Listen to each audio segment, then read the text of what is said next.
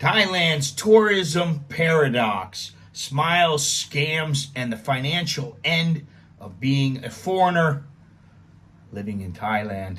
Thailand is world renowned as the land of smiles, where hospitality, warm weather, and exotic culture draw millions each year.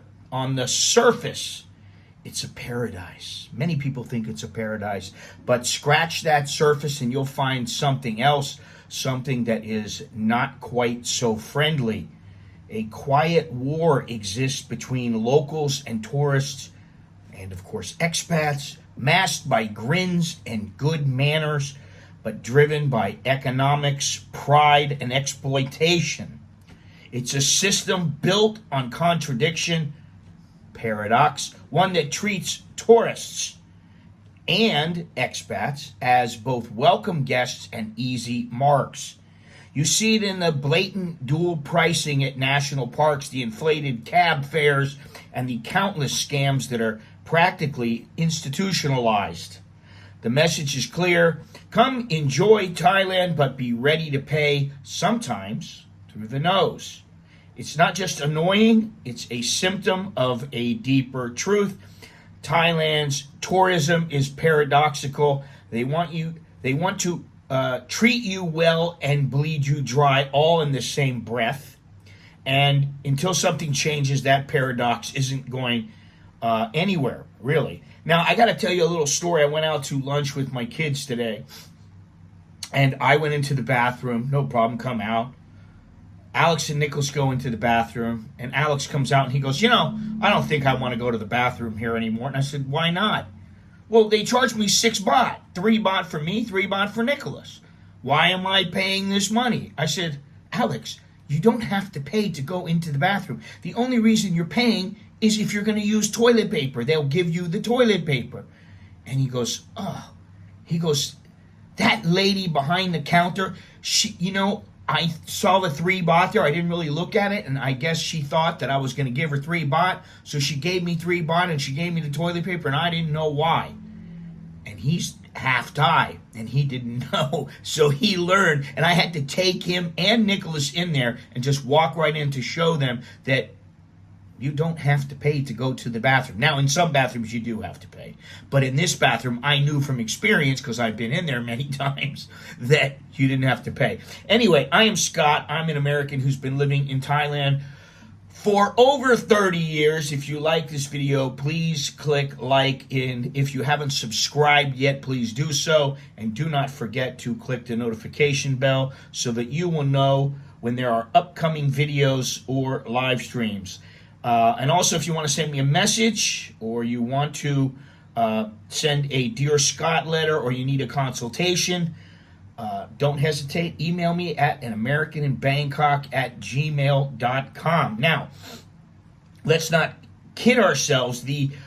This us versus them mentality is deeply ingrained in this culture. It's not just about money. It's about status, resentment, and power dynamics. Yes, you, the tourists, you are rich, and you can afford to fly halfway around the world, eat out every single day, and stay in hotels most locals would never dream of affording. That makes you a target, not always maliciously, but sometimes economically. It is survival with a smile. And tourism here isn't just a bonus, it's a lifeline.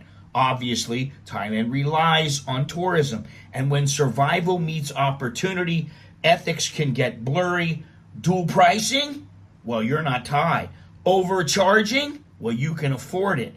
And if you speak Thai or call it out, sometimes the response is laughter or indifference. I don't really get that, but sometimes I'll get some indifference. Oh, well, you got to pay. Sometimes I get let in, but, it is what it is. In some circles, it's actually admired. Pulling one over on the farang is almost like a sport. Now, government ministries preach improving the tourism experience while doing just about nothing to crack down on scams or enforce fairness. Why would they?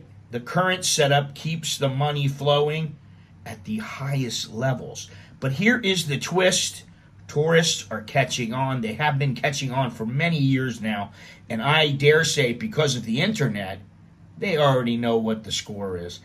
Competition from countries like Vietnam, Cambodia, the Philippines, even Laos a little bit. All that competition is very real. And those places tend to be a little cheaper, I dare say friendlier, and increasingly more attractive. And still, Thailand doesn't change. The paradox remains. Welcome to the land of smiles and subtle scams. So, really, when you think about it, why would it change? Would it change?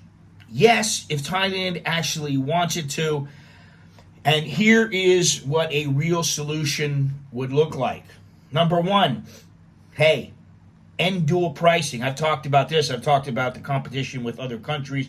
But you got to end the dual pricing. You cannot just charge people whatever you feel like, 10 times more than what they're paying. Oh, you have to do this, you have to do that. No, locals can get subsidies or discounts, but you don't need to gouge the foreigner just because they're foreign. I know some people may disagree with that, but this is just one thing. Number two, crack down on the scams. Taxi scams, fake gem stores, tuk-tuk rackets, everyone knows them. The government should enforce very real penalties and clean house. Now, when I first came here, I got taken on a tuk-tuk ride, and the guy tried to take me to a gem store. Now, I looked at the prices, and I went, I'm not spending this money here. This guy takes me here, expects me to spend money. I walk out. He goes, oh, you don't buy anything? I said, no, I'm not buying anything.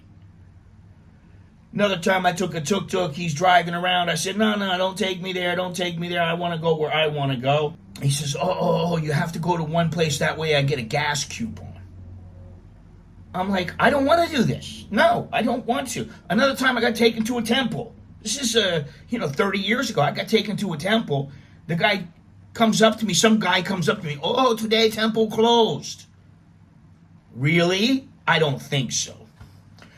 Anyway, number three, train the hospitality workers. You got to create certification programs, teach more English basics, fair practice, and the value of return customers. Hospitality is a profession. You need to treat it like one, not just like, well, let me get the money right now, and in the long run, don't worry about that. Just give me the money right now. Let the people fly over Thailand, drop their money, and let them get out of here.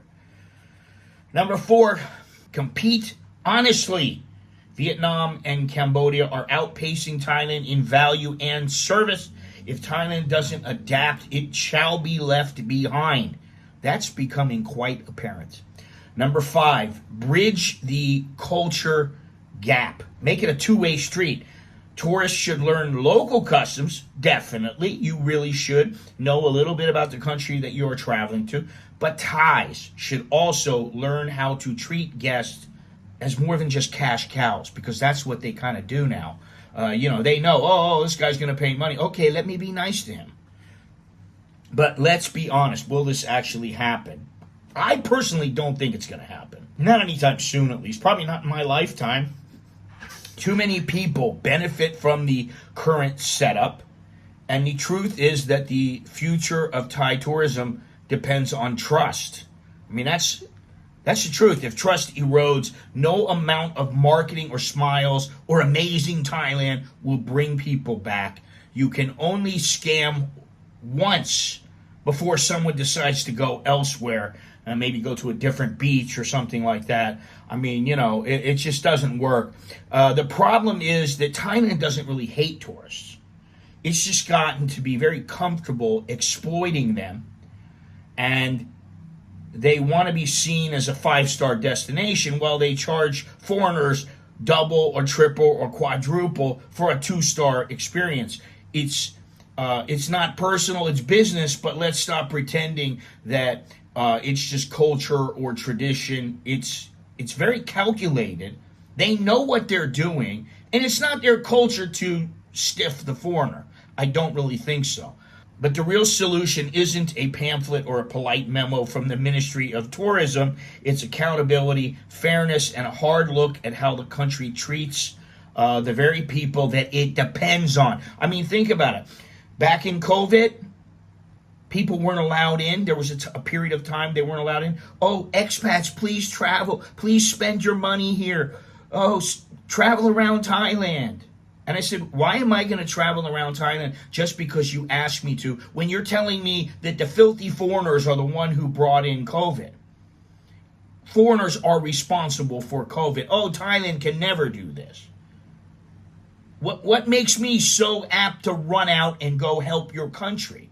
I mean, I understand, but really, we gotta just stop this nonsense and get real. Otherwise, the paradox will keep repelling the kind of visitors that Thailand claims it wants, those who come to Thailand and love it and return. You cannot scam people into loyalty. Now, I know a lot of people will come here. A lot of people will stay here. I've been a long time. I love the country. I love the people. I think it's a very nice place. Generally, I don't get scammed because I don't put myself in positions where I think, hey, there's a good chance this is a scam. I don't want to go to where the tourists all flock. I don't want to do that because guess what? I might get scammed. There's a chance of it. So generally, I can't even remember the last time I got scammed for anything. It's been a long time. So you don't have to get scammed here. You don't have to allow them to do this. But when you go to a tourist area, when you go to, Chiang Mai, Pattaya, Phuket, you go to a lot of these kind of places, Koh Samet, Koh Samui. You go to these places. You just might get scammed. You got to be careful. Do me a favor. Remember to smash the like button, subscribe, hit the notification bell. If you want to show your support for the channel, you can join the VIP section for as little as $1.99. And if you want, again, please send me a memo, send me a letter, whatever you want to do. Dear Scott, if you need a consultation, just get a hold of me at americaninbangkok@gmail.com. For now, that is all I have. Until next time, I'm Scott. I'm an American in Bangkok. Chok di leo jerken mai. That is good luck and see you again. Take care.